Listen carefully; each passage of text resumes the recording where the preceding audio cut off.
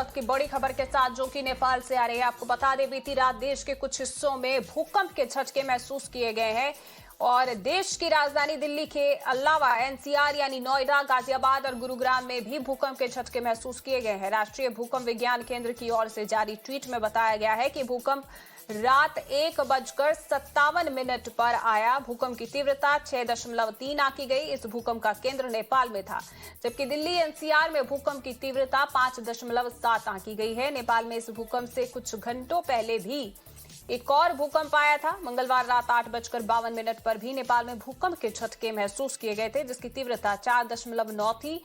Reports के मुताबिक नेपाल में आए भूकंप में अब तक 6 लोगों की मौत हो गई है।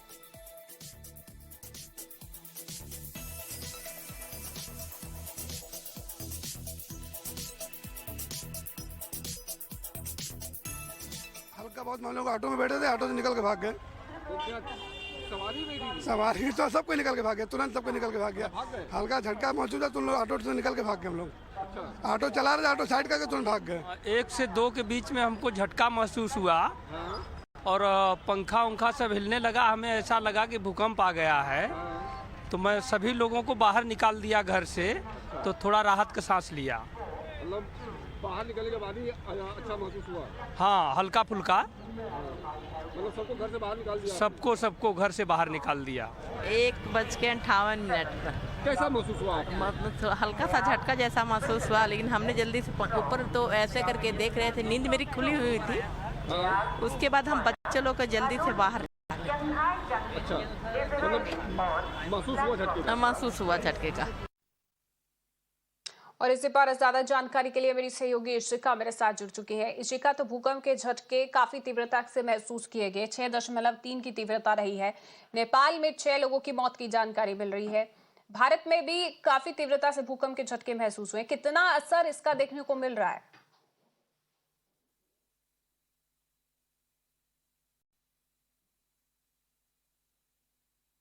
जी बिल्कुल, जो नेशनल सेंटर ऑफ सीस्मोलॉजी है उन्होंने जो ट्वीट करके बताया कि इसका ये जो अर्थक्वेक था इसका मैग्नीट्यूड 6.3 था, जो कि काफ़ी ज़्यादा था। और इसके जो झटके हैं वो दिल्ली, नोएडा, गुरुग्राम में भी महसूस किए गए हैं, क्योंकि ये जो पूरा अर्थक्वेक है ये करीबन 10 सेकंड तक यहाँ पे लोगों ने इसे महसूस किया है। और बहुतों को हम अगर बात करें तो बहुतों को बिल्डिंग से बाहर निकल के आना पड़ा है। लेकिन अच्छी बात ये भी कि कोई भी इमीडिएट रिपोर्ट ऐसा नहीं आया है कि कुछ भी नुकसान अभी तक हुआ हो।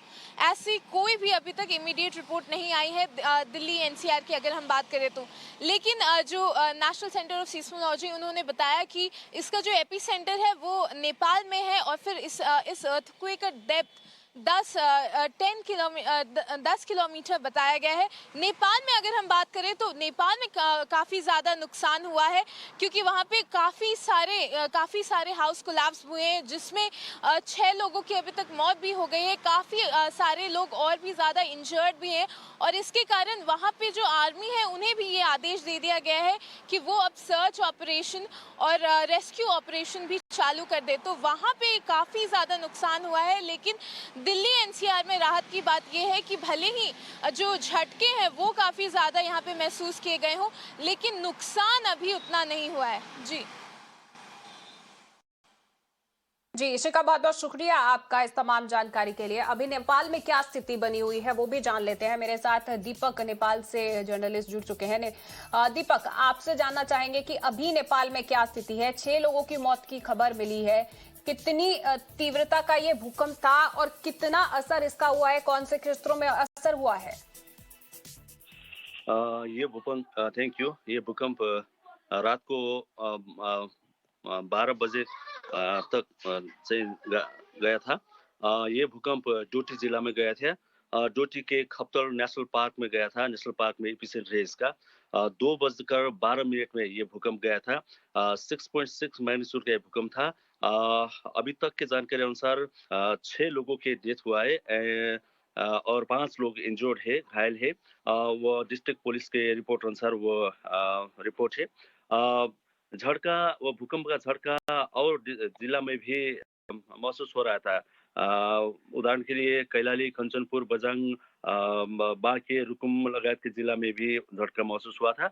अभी उधर लोगों बाहर है, घर में नहीं है। उधर कच्ची घर है, इसलिए लोगों घर जाने से डरा रहे हैं, इसलिए लोगों बाहर है। अभी पराकंप के डर से लोगों बाहर भी है। जी, यानी कि अभी भी डर का माहौल बना हुआ है। लेकिन दीपक, ऑफिशियल स्टेटमेंट कुछ अभी तक आया है नेपाल गवर्नमेंट की ओर से, प्रशासन की ओर से? कितना नुकसान हुआ है इसकी वजह से? क्योंकि 24 घंटे के अंदर 2 बार भूकंप नेपाल में महसूस किया गया, भूकंप के झटके। हम्म। सरकार के अनुसार उधर प्रशस्त घर, काफी घर क्षति हुआ है। मगर कितने घर क्षति हुआ है अभी तक वो डाटा, क्लियर डाटा नहीं आ रहे हैं। दर्जनों घर क्षति हुए हैं, ये अनुमान है।